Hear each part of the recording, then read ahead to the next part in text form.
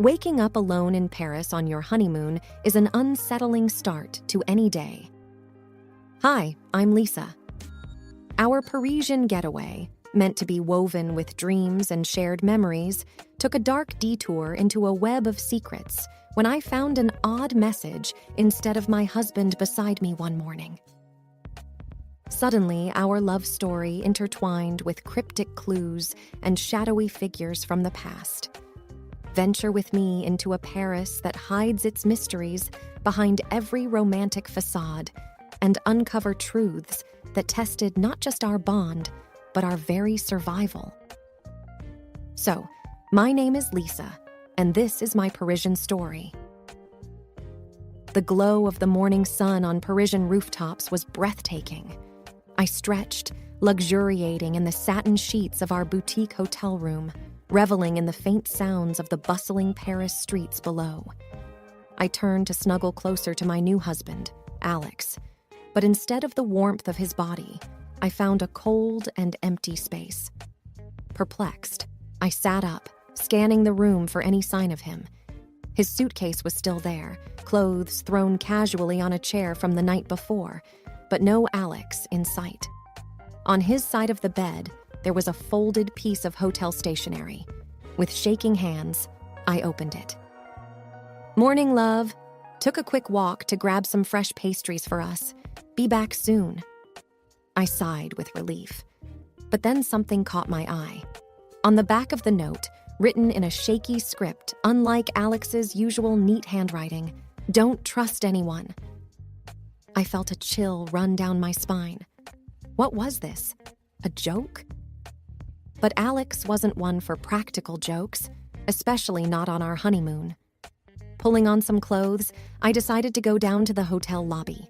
Maybe he was just there, waiting with a basket of croissants, laughing at his little prank. The hallway was quiet, the muted gold wallpaper gleaming softly. I took the elevator, trying to shake off the unsettling feeling. The elevator doors opened to a bustling lobby, but no sign of Alex. I approached the receptionist, a tall woman with raven black hair and striking red lipstick. "Excuse me," I began. "Have you seen my husband? Tall, brown hair, green eyes?" She looked up, her gaze cold and distant. "No, madame. I haven't seen anyone matching that description." I thought back to the mysterious message. "Don't trust anyone." Panic bubbled up, and my mind raced. Maybe he'd been kidnapped? But why? We were just two newlyweds from Ohio. Suddenly, I remembered something. A week before our wedding, Alex had mentioned an old college rival, Derek, who had become extremely wealthy and influential after a major tech breakthrough. They had both been in competition for the same job, and Alex had won. Derek had never forgiven him. The pieces started to come together.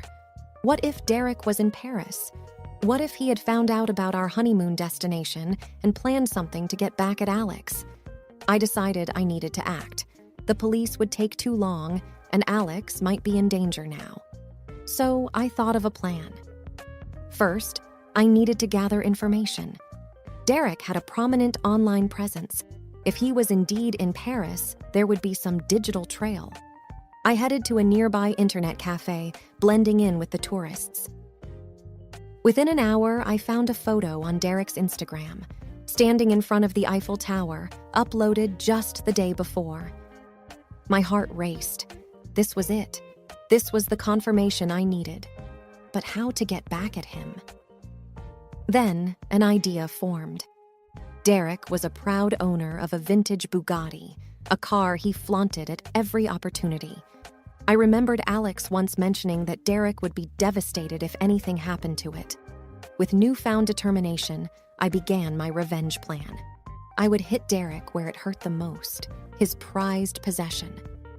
But first, I needed to find out where he was staying, and for that, I needed help.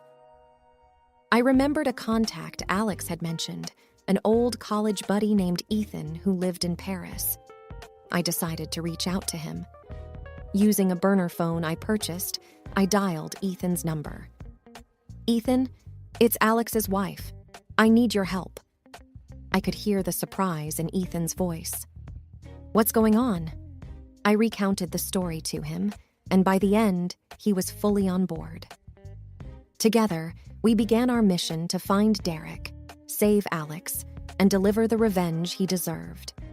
The city of love was about to become the city of revenge. Ethan's apartment overlooked Montmartre, giving a panoramic view of Paris. As I explained the situation, his normally relaxed demeanor turned grim. "So, you think Derek has something to do with Alex's disappearance?" "I'm almost sure of it," I replied, "and we need to act quickly." Ethan thought for a moment. "I might have an idea. I know someone who works at a high-end hotel frequented by the rich and famous. If Derek is in Paris, there's a good chance he's staying there. Let's go." With that, we headed to Le Hôtel du Riche, a luxurious palace where the elite of the world stayed. The opulence was evident in the grand chandeliers, gold accents, and lush velvet drapes. Approaching the concierge, Ethan slipped him a folded note discreetly. The man glanced at it, nodded, and then leaned in. "Room 508, but be careful." With the intel in hand, our next step was to get to Derek's room unnoticed. Using Ethan's knowledge of the hotel's layout, we took a service elevator to the 5th floor. As we neared room 508, we could hear muffled voices. Pressing my ear to the door, I strained to make out the words. It sounded like Derek, and he was arguing with someone. "Shouldn't mess with me. This is too risky." That voice, I gasped silently. It was Alex. Taking a deep breath, I looked at Ethan. "We need a plan," I whispered. Ethan nodded. "First, let's find out where he's parked his Bugatti. We can use that as leverage." A few discreet questions to hotel staff and a generous tip later, we found out the Bugatti was parked in an underground hotel garage. But we needed to make sure Derek knew we had access to it. Pulling out my burner phone, I sent a text to Derek's known number. "How much do you think your precious Bugatti is worth?" Almost instantly, a reply buzzed in. "Who is this?" With a smirk, I sent a photo of the car keys, which Ethan had skillfully swiped from the valet. "Want these back? Release Alex." The message was bold, perhaps too bold, but it was a move I was willing to make. My husband's safety was on the line. Minutes felt like hours as we waited for a reply. Finally, it came. "Meet me at Pont des Arts at midnight. Come alone." I looked at Ethan, determination burning in my eyes. "I have to go. This is the only way." Ethan tried to dissuade me. "It's too dangerous. He's clearly unhinged." But I was resolute. "I can't risk Alex's life. We'll play Derek's game, but on our terms." As evening turned to night, the plan was set. Ethan would watch from a distance, ready to intervene if necessary, while I would face Derek head-on. The Pont des Arts, known as the Lovelock Bridge, was an ironic choice, but it would soon be a symbol of our triumph over betrayal. The Pont des Arts was bathed in a soft orange glow from the surrounding streetlights, creating an eerie yet romantic setting. The Seine flowed below, its waters glimmering in the night. I stood at the center of the bridge, my breath visible in the chilly night air. The usually crowded spot was deserted, save for a few distant lovers sharing whispered secrets. Suddenly, I heard footsteps approaching. Turning, I saw Derek's silhouette emerging from the shadows, with Alex, my husband, tied and gagged, stumbling along beside him. "Derek!" I shouted, my heart pounding. "Let him go!" Derek just smirked. "Give me the keys first." I gripped the Bugatti keys tightly, considering my options. But the desperation in Alex's eyes made the decision for me. I held out the keys. "Release him, and they're yours." Derek paused for a moment, a sinister smile playing on his lips. "You always were so predictable, Lisa." As he reached out for the keys, a soft whistle broke the tension. Suddenly, from the shadows, Ethan lunged at Derek, trying to take him by surprise. but Derek was quicker than we anticipated. A scuffle ensued, both men wrestling each other, dangerously close to the edge of the bridge. "Lisa, run!" Ethan shouted, grappling with Derek. I hesitated for a moment, then made a break for it, pulling Alex along with me. But Derek, in a fit of rage, managed to push Ethan off him and lunged at us. In that heart-stopping moment, a brilliant idea flashed in my mind. I remembered the love locks couples attached to the bridge. Scrambling, I quickly locked a heavy chain around Derek's wrist, then snapped the other end onto the bridge's railing, effectively tethering him. He tried to free himself, but it was too late. Ethan, recovering quickly, pinned him down. Derek's arrogant sneer was now replaced with a look of pure rage and disbelief. "What do you want, Lisa?" he growled, struggling against his restraints. "Justice," I replied coldly. "You thought you could play with our lives? Think again." Ethan called the police, and within minutes we heard sirens approaching. Derek was arrested, and Alex, once he was freed and safe, wrapped his arms around me, pulling me close. "Thank you," he whispered, his voice choked with emotion. I was so scared. "We're a team," I whispered back, tears glistening in my eyes. "Always." Derek's luxurious Bugatti? Well, let's just say it made a generous donation to a local charity. And as for the infamous love lock, it became a symbol of our victory over betrayal. We returned to our hotel, exhausted from the ordeal. Our suite overlooked the Eiffel Tower, and the city lights twinkled, a stark contrast to the events that had transpired. Alex was quiet, lost in thought, staring out at the view. I walked over, placing my hand on his shoulder. "I'm so sorry you got dragged into all of this," I whispered, my voice heavy with guilt.